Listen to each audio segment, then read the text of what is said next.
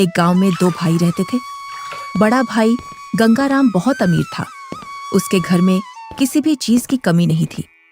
वही छोटा भाई सेवकराम बहुत ही भोला और नेक दिल इंसान था। उसके परिवार में उसकी पत्नी और एक बच्चा था। वह इतना गरीब था कि वह मिट्टी के मकान में रहता था। गंगाराम की पत्नी के 3 पुत्रियों के बाद पुत्र हुआ था, तो गंगाराम ने एक बड़ा प्रोग्राम रखा जिसमें उसने गांव के और बाहर के बड़े बड़े अमीर लोगों को बुलाया था।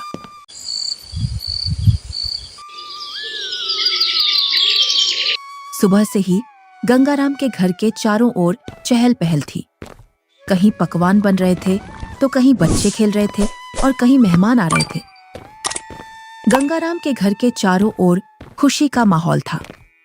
धीरे धीरे चारों ओर के मेहमान आ गए, पर आपके छोटे भैया सेवक कहीं दिखाई नहीं दे रहे हैं। अभी तक आए नहीं। आपने गांव में सबको बुलावा दिया है ना? अरे हाँ, बुलाया है उसको। आता ही होगा अपने बच्चों के साथ। तू यहीं रुक और मेहमानों को देख। मैं अभी आता हूँ व्यवस्था देखकर। इतना कहकर गंगाराम घर से बाहर चला जाता है और गुनगुनाता है, मैं उसको अपने प्रोग्राम में क्यों बुलाऊं? वो कहाँ और मैं कहाँ? मेरे यहाँ एक से बढ़कर एक अमीर मेहमान आ रहे हैं। अगर किसी को पता चल गया कि मेरा भाई इतना गरीब है तो मेरी नाक कट जाएगी। कुछ गांव के लोग सेवकराम के घर के आगे से गंगाराम के प्रोग्राम में जा रहे थे और सेवकराम अपने घर से खेतों पर जाने की तैयारी कर रहा था। जैसे ही वह घर से बाहर निकलता है तो उसको कुछ गांव वाले मिल जाते हैं। अरे सेवकराम, तू अपने भाई के घर नहीं गया? तेरी भाभी के बहुत दिनों बाद लड़का हुआ है। इसी उपलक्ष्य में तेरे भाई ने बहुत बड़ा प्रोग्राम रखा है। तू तो चाचा बन गया है और तू यहाँ, जबकि तुझे तो अपने भाई के घर सबसे पहले पहुँचना था। सेवकराम ये सुनकर दंग रह जाता है। इस बारे में उसे कुछ भी पता नहीं था, पर वह गांव वालों के सामने ऐसे बोलता है जैसे उसे पहले से सब पता है। अरे हाँ भाई, मुझे भी जाना है। बस थोड़ा सा खेतों पर काम बचा है, उसको मैं पूरा करके आता हूँ। जल्दी काम पूरा करके आ भाई। सुना है भाई गंगाराम ने बहुत ही स्वादिष्ट पकवान बनवाए हैं और उसने खाने पर पूरे गांव को बुलाया है। हाँ, ये तो बड़ी ही अच्छी बात है। तुम लोग चलो, मैं आता हूँ। जैसे ही गांव वाले वहां से निकल जाते हैं तो सेवकराम का मुंह उतर जाता है। ये तो बहुत खुशी की बात है, पर इसके बारे में तो मुझे कुछ पता ही नहीं है। चलो, मेरे बड़े भाई के घर पुत्र रत्न तो आया और मैं फिर से चाचा बन गया, पर मुझे इस बारे में कुछ बताया भी नहीं। शायद काम काज ज्यादा है, इसी वजह से मुझे बताना भूल गया होगा, वरना ऐसा हो नहीं सकता कि मेरा भाई मुझे न बुलाए। अरे भाग्यवान, तुमने सुना? तुम्हारी जेठानी के लड़का हुआ है। कुछ गांव वाले इधर से गुजर कर जा रहे थे। क्यों ना अपन भी चलें बड़े भाई के यहाँ? सुना है बहुत ही अच्छे अच्छे पकवान बने हैं वहाँ पर। अरे, ये तो बड़ी खुशी की बात है। आप फिर से चाचा बन गए और मैं चाची, परंतु उन्होंने हमें बुलाया नहीं। बिना बुलाए हम कैसे जा सकते हैं उनके प्रोग्राम में? बिना बुलाए वहाँ जाना सही नहीं होगा। अगर गांव में इस बात का पता चल गया कि हम बिन बुलाए उनके प्रोग्राम में आए हैं तो लोग क्या कहेंगे? बड़े भैया इतना बड़ा प्रोग्राम कर रहे हैं और इतने बड़े प्रोग्राम में पूरे काम की जिम्मेदारी भी उन्हीं पर है। तुम्हें पता है ना उनके पास कितना कामकाज होगा। इसी कामकाज की वजह से हमसे बोलना भूल गए होंगे और प्रोग्राम वाला आदमी तो कुछ ना कुछ तो भूल ही जाता है। आप लोग चलो ना, मैं अपने ताऊ का घर और अपने छोटे भाई को देख आऊंगा। कैसे चलें बेटा? मन तो मेरा भी बहुत कर रहा है जाने को, पर उन्होंने हमें प्रोग्राम का निमंत्रण भी नहीं दिया और ना ही हमसे बोला। उन्होंने फिर किस मुंह से उनके प्रोग्राम में जाएं? क्या हम अपने छोटे भाई से मिलने नहीं जाएंगे पापा? क्यों नहीं, हम जरूर चलेंगे आपके छोटे भाई से मिलने के लिए। क्यों आप छोटे बच्चे को झूठी तसल्ली दे रहे हो? तुम्हें पता है ना, तुम्हारे बड़े भाई हमें उनके बराबर नहीं समझते हैं, तभी तो उन्होंने हमें प्रोग्राम में नहीं बुलाया है।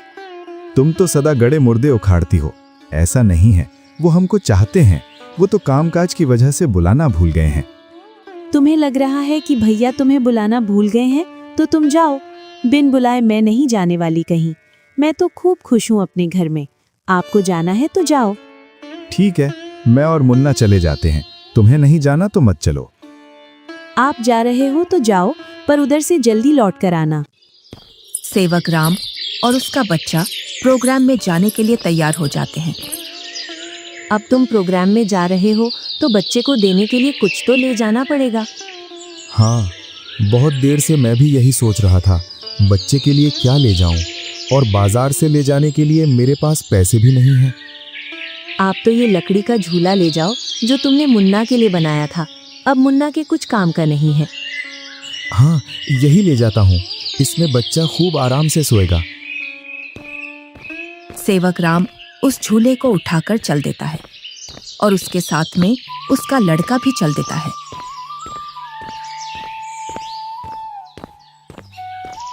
थोड़ी देर बाद दोनों प्रोग्राम में पहुंच जाते हैं। यहाँ तो खूब अमीर मेहमान आए हैं और बच्चे को देने के लिए शानदार और महंगी महंगी वस्तुएं लाए हैं। मेरा झूला तो इनके आगे कुछ भी नहीं है। सेवक राम मेहमानों पर महंगी महंगी वस्तुएं देखकर अपने झूले की ओर देखता है और मन ही मन में सोचता है, मैं क्यों इस झूले को यहाँ लाया? यहाँ तो एक से बढ़कर एक वस्तुएं हैं बच्चे के लिए। मैं भी क्या सोच रहा हूँ, भला हाथ की बनी चीज और बाजार की चीजों में अंतर होता है। बड़े भैया जरूर मेरे झूले को पसंद करेंगे, क्योंकि मेरा झूला सबसे मजबूत है, क्योंकि इसे मैंने अपने हाथों से बनाया है। और सेवक राम निसंकोच होकर मेहमानों के बीच में घूमने लगता है। वह देखता है कि उसके बड़े भैया और भाभी मेहमानों का स्वागत कर रहे थे।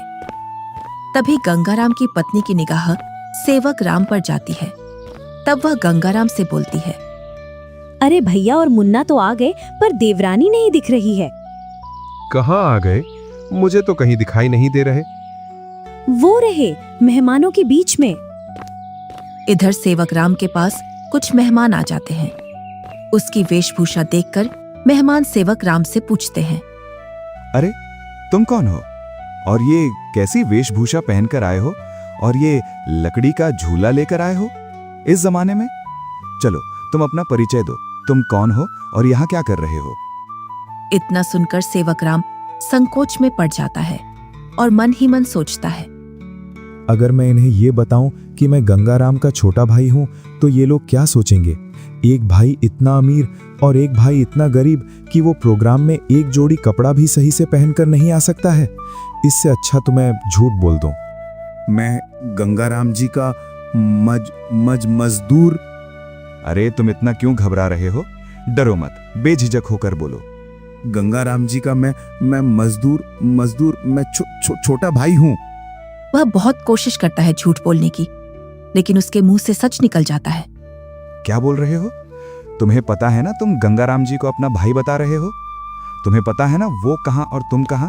अपने आप को देखो और उनका प्रोग्राम देखो। इतने में ही गंगाराम वहां आ जाता है और बोलता है, क्या बोल रहा है ये?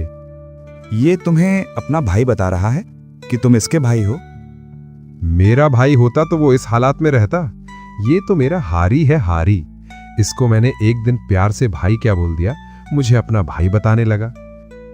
इतना सुनकर सेवक राम अपना सिर झुका लेता है। आप प्रोग्राम का आनंद लीजिए। चलो मैं और मेहमानों से मिलता हूँ। जी आप मिलिए, हम भी और परिचितों से मिल लेते हैं। चलो तुम यहाँ से बाहर चलो, मुझे तुमसे कुछ बात करनी है। दोनों भाई एकांत में चले जाते हैं। जब तुम्हें पता है मेरे यहाँ एक से बढ़कर एक मेहमान आए हैं, फिर भी तू प्रोग्राम में घुस आया मेरी नाक कटवाने के लिए। और ये क्या लेकर आया है मेरे लड़के के लिए? लकड़ी का झूला। इस झूले में सोएगा मेरा लड़का। मेरा लड़का तो मखमल के झूले में सोएगा। किसमें? मखमल के झूले में। जा यहाँ से, मुझे दिख मत जाना अब इस प्रोग्राम में। अगर कुछ खाना बचेगा तो मैं सुबह भिजवा दूंगा तेरे घर पर। और हाँ, साथ में अपने लड़के को भी ले जाना यहाँ से। मुन्ना की माँ ठीक बोल रही थी कि बिन बुलाए वहां मत जाओ। मेरी ही गलती है जो मैं बिन बुलाए यहाँ आ गया। सेवक राम अपने बच्चे को लेकर अपने घर की ओर चल देता है, बड़े ही उदास मन से। इतने में ही बच्चा बोलता है, पापा, हम छोटे भैया से भी तो नहीं मिले और आप इतनी जल्दी घर चल रहे हो। सेवक राम थोड़ी हिम्मत करके अपने लड़के से बोलता है, बेटा हम शाम को आएंगे। खेतों पर कुछ काम बाकी रह गया था, वो मुझे याद आ गया है। उसे करके मैं आ जाऊंगा। उसके बाद चलेंगे हम तेरे छोटे भाई से मिलने के लिए। दोनों घर पहुंच जाते हैं। मुन्ना घर से बाहर बच्चों के साथ खेलने के लिए चला जाता है। इधर सेवक राम अपनी पत्नी को पूरी घटना सुना देता है और उसकी आंखों से आंसू छलक जाते हैं। पता नहीं ईश्वर की कैसी लीला है, आज भाई ने भाई को पहचानने से मना कर दिया। आप रोइए मत, ईश्वर एक दिन सब ठीक कर देगा। ईश्वर को भाइयों के बीच में इतना फासला भी नहीं रखना चाहिए कि वे एक दूसरे से ही दूर हो जाएं। आप इतना दुख मत मनाइए, सब ठीक हो जाएगा। आप बस ईश्वर पर विश्वास रखिए। तीनों सो जाते हैं।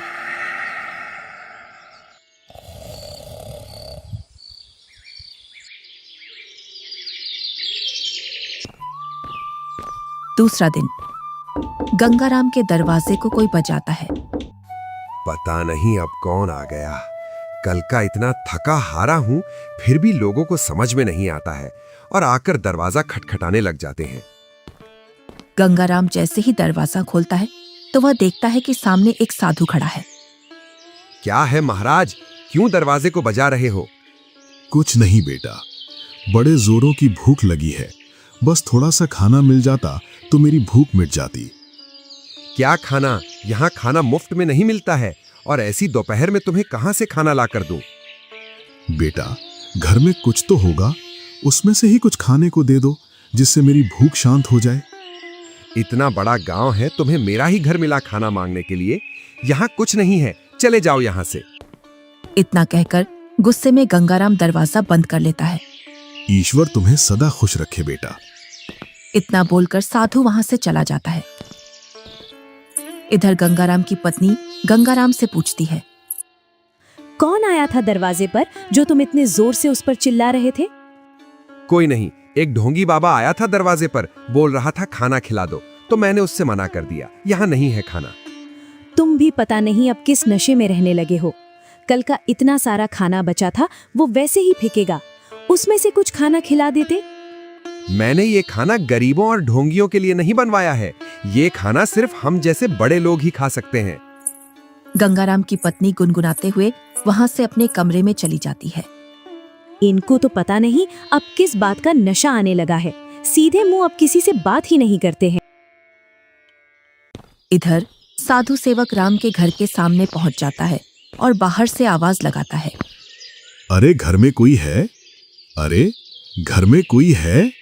आवाज सुनकर सेवक राम घर में से बाहर निकल आता है।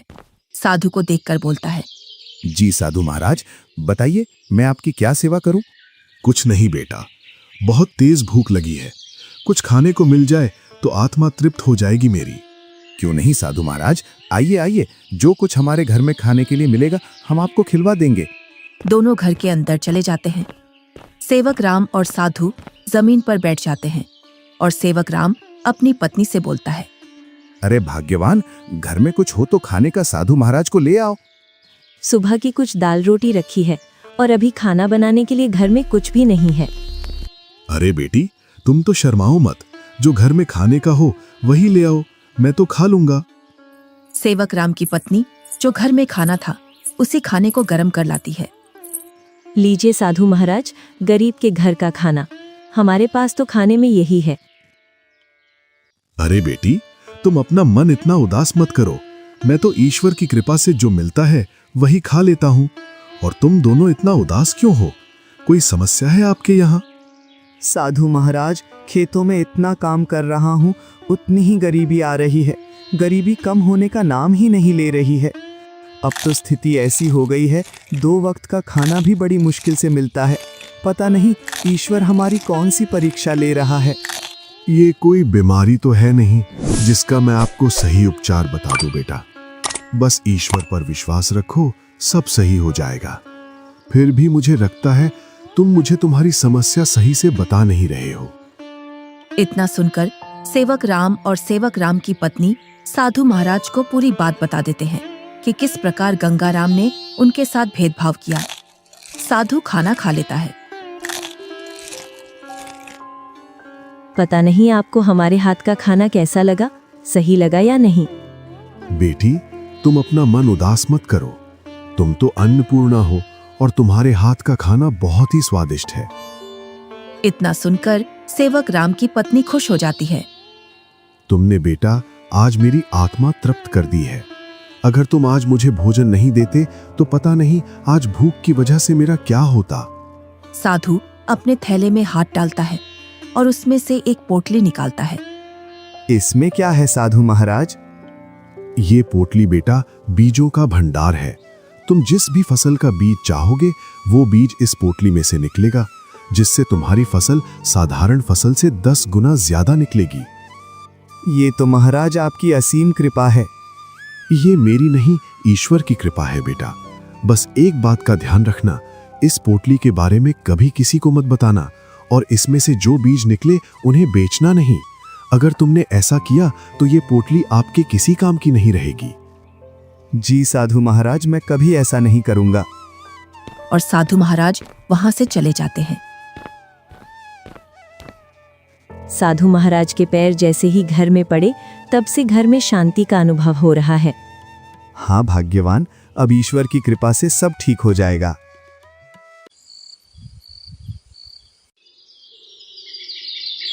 जैसे ही सेवक राम ने अपने खेतों में उन बीजों की बुआई की तो चारों ओर सेवक राम की फसल के ही चर्चे थे। इधर गंगा राम अपने धन के घमंड में जी रहा था, जिससे वह किसी से भी सीधे मुंह बात नहीं करता था। इधर सेवक राम की संपत्ति बढ़ रही थी और गंगा राम की घट रही थी, और इसी के साथ गंगा राम के घर में अशांति भी बढ़ रही थी। कुछ ही दिनों में सेवक राम ने गांव में गंगा राम से भी बड़ा मकान बना लिया था, और सेवक राम अब अपने घर में खूब खुशी खुशी रह रहा था। पर एक दिन, मालिक, अब मैं आपके यहाँ काम नहीं करूंगा। अब मुझे दूसरे गांव में आपसे ज्यादा जमीन मिल रही है और इससे भी अच्छी उपजाऊ। क्या बोल रहे हो हरिया तुम? तुम्हें पता है मेरे पास कितनी जिम्मेदारियां हैं? तुम चले जाओगे तो मैं अकेला कैसे खेती और घर संभालूंगा, और ऊपर से मैं अकेला आदमी। मुझे जहाँ मुनाफा मिलेगा मैं वहीं काम करूंगा मालिक। अगर मुझे इतनी ही मेहनत में मुझे वहां ज्यादा फसल मिलेगी तो मैं वहीं जाऊंगा। अरे हरिया, मैं भी तो तुम्हें खूब मुनाफा करवाता हूँ।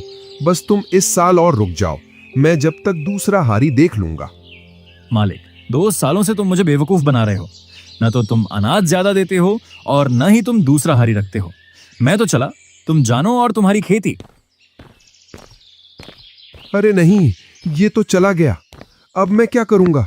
कई सालों से मैंने खेतों में काम भी नहीं किया है, जिससे अब मुझसे खेतों में काम भी नहीं होगा। क्यों ना मैं सेवक राम के यहाँ जाऊं? अब तक तो उसने उसकी सारी जमीन बेच दी होगी, क्योंकि हालात तो वैसे भी खराब चल रहे थे उसके। वो जरूर मेरे खेतों पर काम कर लेगा। गंगा राम सेवक राम से मिलने के लिए चल देता है।